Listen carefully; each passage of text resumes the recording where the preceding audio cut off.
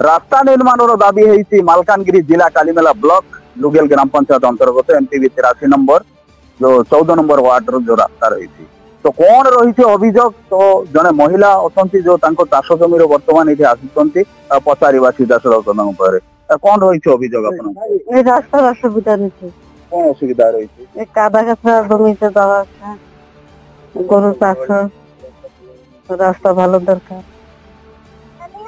স্নান করতে যাই স্নানে অসুবিধা হয় আমাদের ওই পুকুরে ওই বড় পুকুরে অসুবিধা ওই জায়গায় কি করবো হয় ওই জায়গায় জীবন সেন্টার রয়েছে রাস্তাই একটাই আমাদের गोटे मात्र भरोसा जो रास्ता भरोसा रही बड़ पोखरी को गाधोवा जावाई तथा जो 40% जो लोकों चाष जमी रही एपटे ये आप देखिपारे गोटे जो कल्याण मंडप तत्सहित गोटे जिम सेंटर भी एपटे रही लोक मैंने भरोसा कर जो रास्ता उपरे एकमात्र संबल यही रास्ता जो चाष जमी को जीवाई बड़ पोखरी गाधुआ करिया तथा कपड़ा धोवाई एवं एपटे जो रही जिम जीवाई ये साइड रो जो गोटे रास्ता रही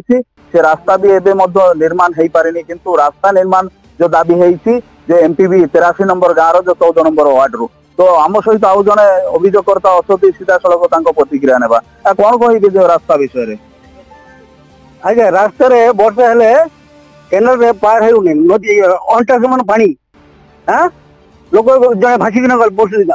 बस वर्षा जिम सेंटर अच्छी बड़ पोखरी अच्छी 50-60 लोकर जमी अच्छी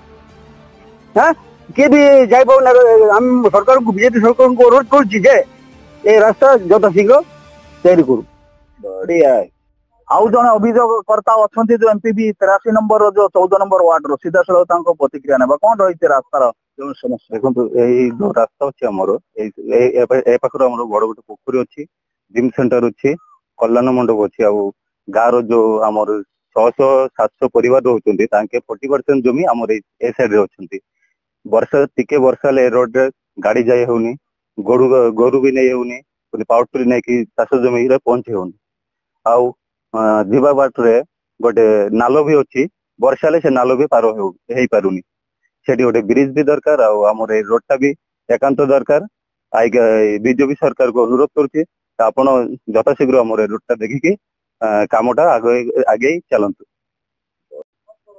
तो ये थिले आम सहित अभियोगकर्ता एमपीवी 83 नंबर गाँव 14 नंबर वार्ड रो तो आपण देखिपारे कि भाव में अवस्था अच्छी जो यही